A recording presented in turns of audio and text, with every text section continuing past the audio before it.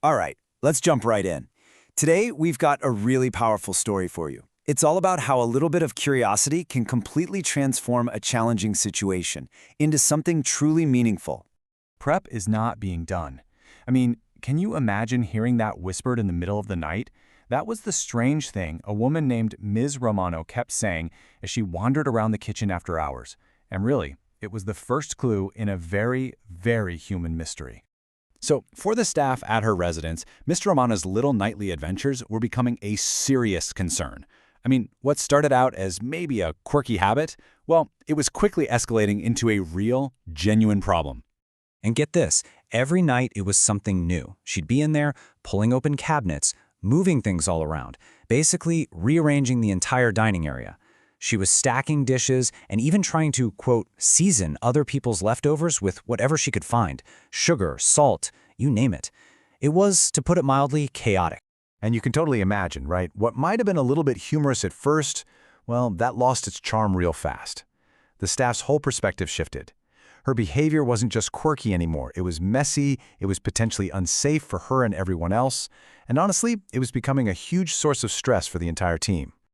And the plot thickens, right? The clues just kept piling up. The staff started noticing other things too. She'd get super restless in the late afternoons, she'd start critiquing how the food was being served, and boy, she would get really irritated if anyone interrupted her. Then there was the night wandering where she'd be muttering things like, "I need to check the menu." It became clear pretty quickly, this wasn't random at all. There was a pattern here.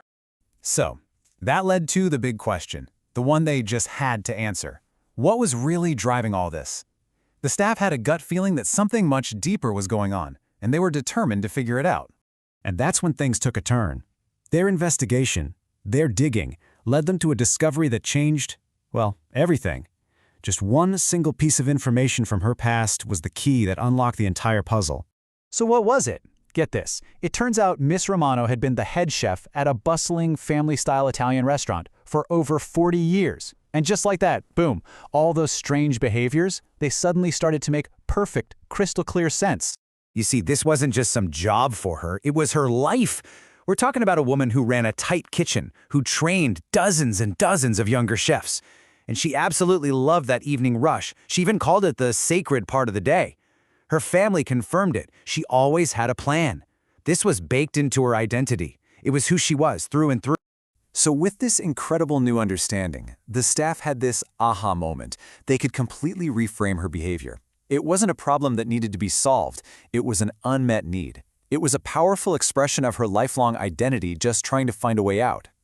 And this is where it gets really brilliant. Look at how they broke down this mental shift. That restlessness they saw, that wasn't just agitation. It was her deep need for routine. Her picking at the food, she wasn't being difficult. That was a chef's incredible eye for detail. And that irritation when she was interrupted, that was a powerful sense of responsibility kicking in. All of a sudden, they were seeing her strengths, not just her struggles. What a game changer. So, armed with this totally new perspective, the team was able to move from just understanding the why behind her actions to actually designing the how. How could they help? They set out to create a purposeful task for her, one that would truly honor her history and tap into those amazing strengths. And this is so important. The goal was not just to keep her busy. It wasn't busy work. It was to give her a genuine, even if simplified, oversight role. Something real that would validate her 4 decades of expertise and finally satisfy that deep, deep need to do her prep task. So how'd they do it? They came up with a really simple but effective 3-step plan.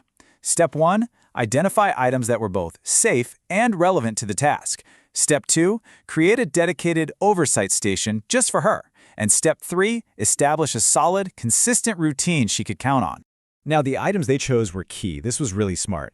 They picked real adult-use items that were also completely safe. Things like paper napkins and placemats, unbreakable silverware, and sealed single-serve condiments, tea bags, coffee pods. This way, she was handling authentic materials, which felt meaningful, but there was zero risk involved.